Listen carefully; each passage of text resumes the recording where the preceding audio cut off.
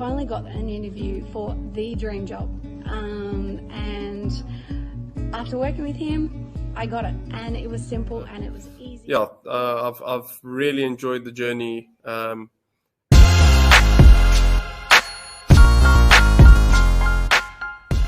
Has it helped? Yes, it absolutely has. It's definitely helped in knowing the market a lot better and knowing how to put myself out there. Like, I would never ever have touched my LinkedIn ever. I didn't see LinkedIn as a valuable resource at all. Yeah. So in saying that, it already has proven to be. As really what I say, I think you guys are great and change people's lives, and it makes a lot of difference.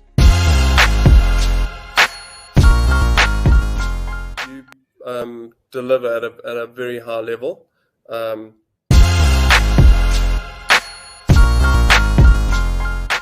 It was really enjoyable. You learn a lot. It was really easy going step by step.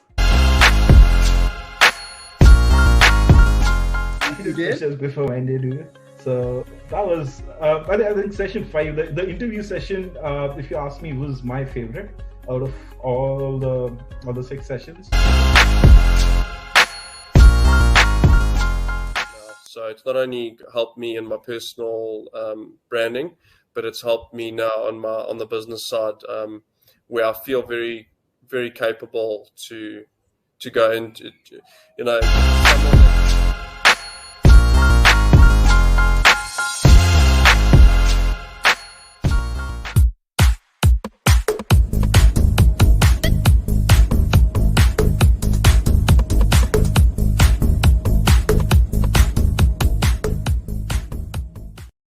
Hey, super legends, superheroes, and superstars. Welcome to another live episode of the Hot Hire Podcast. I am pumped. Boom! Shake the room.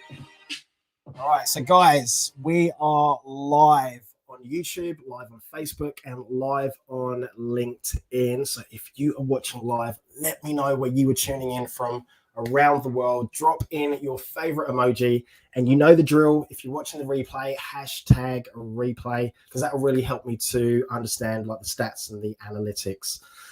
So today I'm just really excited about my next guest. So we met, it would have been a couple of years ago, on a course with the beautiful, wonderful, sensational Alyssa James, and I'm just really interested to hear this next guest story. So I call him the Malaysian Prince. So let's get him out here. Actually, before we do, make sure you go and grab yourselves a cup of tea, some biscuits, and grab yourselves a torch, because we are about to light it up. So I want to give a warm welcome to the Malaysian Prince. Cheese. Thank you for the wonderful introduction. Yeah, it's amazing and great to be here at your show.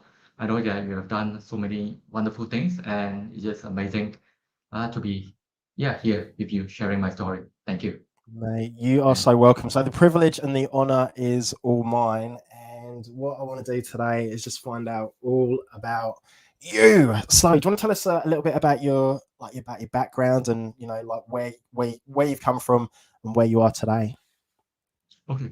I started my journey in an auditing firm, and then move on to accounting. Spent about 6 to 8 years in corporate, working as in accounting industry, MNC, and then I realized the part of me that wanted to create something for myself, and that transition. That what do I want to do next? Should I become CFO, continue that journey, or CEO of a multinational?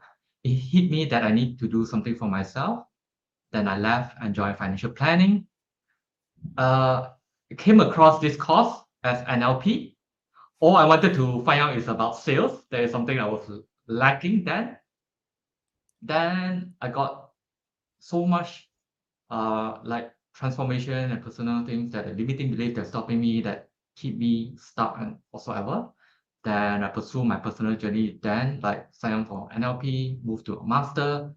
And during one of the intervention, when I went back to help to assist on that course, so I felt that so much in me, that when I see people transform, and that hit me, that I wanted to use what I learned to help others.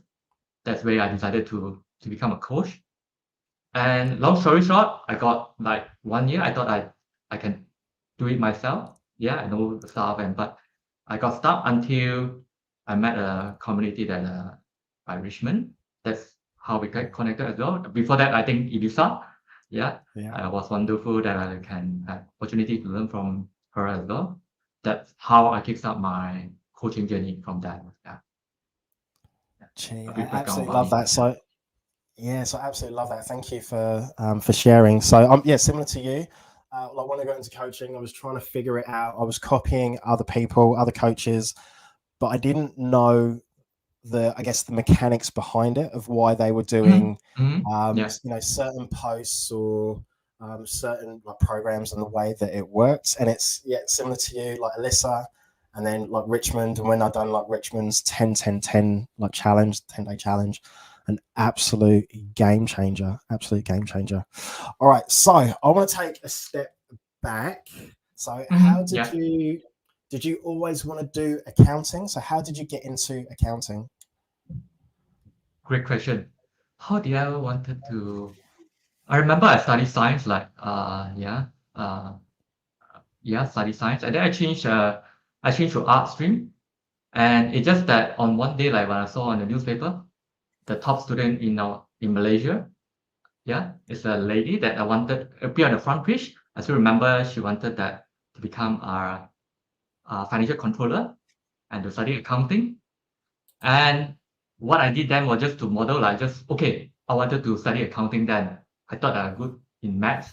So I changed from science stream to art, like focus on accounting. Like I set my goal to become a financial controller. Went into UC in Malaya. There's a premier UC in Malaysia. That's how I got into I just modeled like doing that, and then I became a top student in my school as well, something unexpected. And I did accounting. That's where I got it. I think then I reached my goal to become a business controller at later part of my career. So that's basically how I just follow, and then I just use that, make the decision. Yeah. And it's just from the article that I make the decision that Do you know what? I love what you said there. So because that's what people do. So they see somebody, successful or someone that's killing it in their industry, and then they model like their behaviors, their mindset, their actions, their traits, personality, and that helps you to get there because you're taking on, I guess, what it would be like to be them. So love that. All right, can I share a bit on this? Like I think there's some please. people that I get connected. They share with me how do I need to study, like what time to study then, like mind mapping. That actually changed the transition of how things work for me. Like I study in the early morning and having the consistency that actually helped me change the whole thing, like to be able to to capture the notes and how I'll be able to do that. That's one person that I met. Like I always have the person I'm grateful for that helped me change the trajectory of my life. Like if I haven't met this person, I wouldn't think. Yeah. Oh, that's brilliant. All right. So what was it? Because you said that you were like, oh, I don't, I want to do coaching. I want to like help people.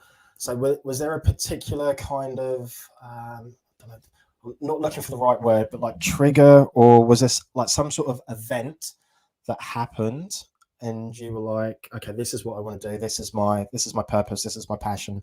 This is what I want to do. I got triggered when I went back. I was asked to help on that NLP prep as one of the coaches. Like I was assigned, like helping those new practitioner. That's got me triggered. Like when I see the smile and the beautiful face once after the transformation of the timeline therapy, it hit me that I can use what I learned, the skill that I know of, the things that I know, to help people. Like they can cut short the time by one intervention, that getting rid of the bullshit story that I've been holding on for many years. Like so that triggered me. What's my purpose in my life? Do I want to use what I learned to help more people? That's the beginning of the things that get started. And then came across Tony Robbins and did his and Unleash the Power Within, and then continue with Destiny last year. Yeah.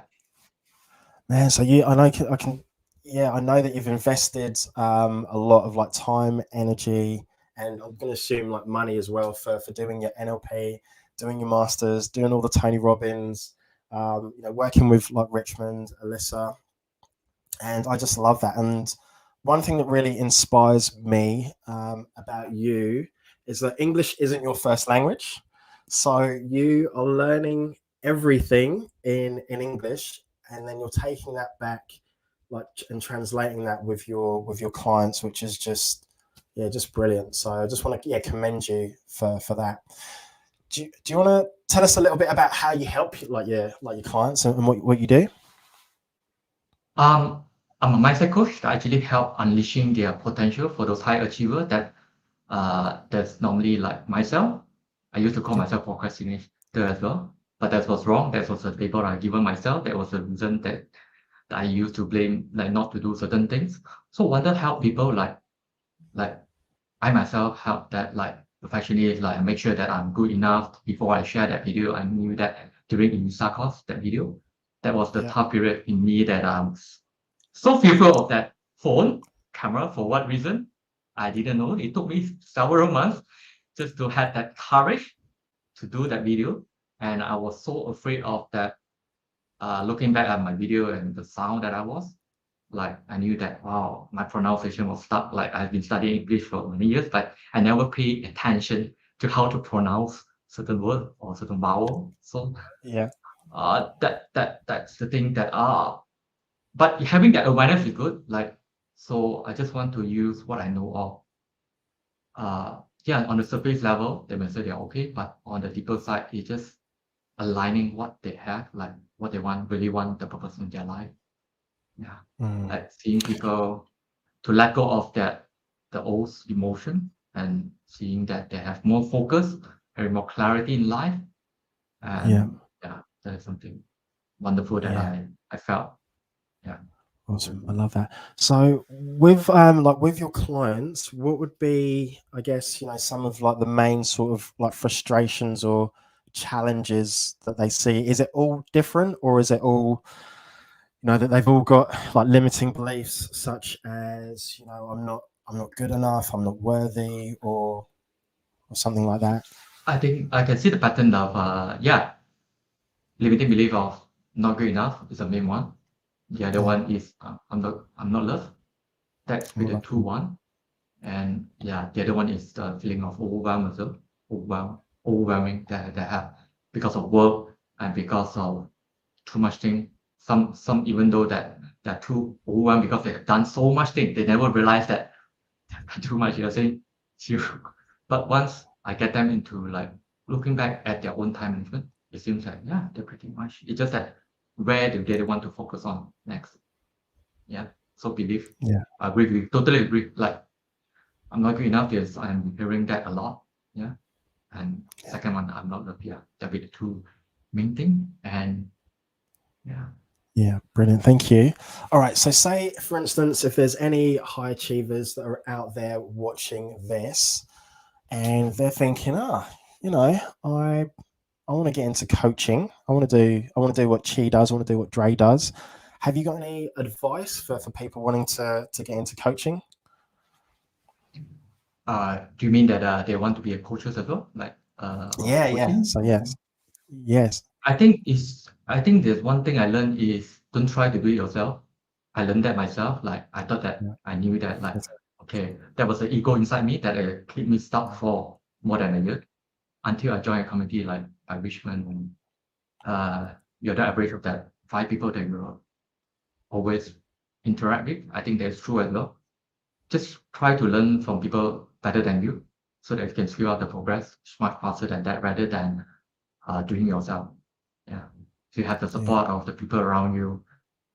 So that will be what I recommend within your industry, within your coaching. Who's the one that if you want to learn from branding topic, how to do podcast, definitely you're the person that will reach out for. Because you have done the work. So that will be my advice, for those people that yeah, to look into that community to support you Yeah. and the people that you believe that guide you through, rather than do it yourself. Yeah.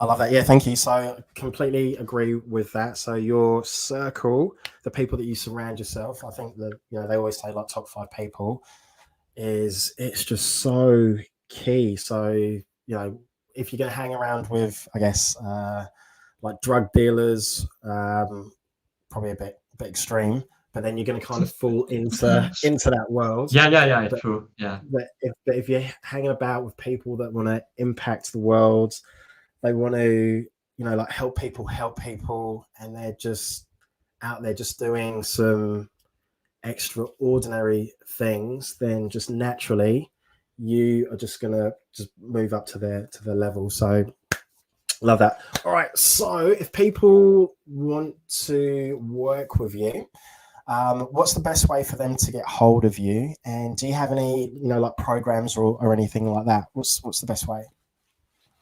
Yeah, they can actually connect with me with via my Facebook. Yeah, they can search my name, Goh Chee Yong. Send me a direct message. Then I have the 6-week program, and also then we can talk further from that. Yeah, but before that, it's just to if you have further question out of that, if there's anything that's stopping you, procrastination or overwhelming, the breakthrough area that I'm focusing on. Yeah, happy to help. Yeah, happy to chat further from that. Yeah. Love that. Thank you. All right, so I want to know what motivates you and what drives you. What are you? I think what motivates me and what drives me is like those comment or feedback, like testimonial that I receive from clients, that give me the drive as well. Thank you. Those moments that when I was down, like looking back at those that motivate me. That is the purpose of what I do. Keeping me grounded, and the belief, that certainty that my work actually transform others. Like I got a comment that some of my video that I help them as well, that make it much more than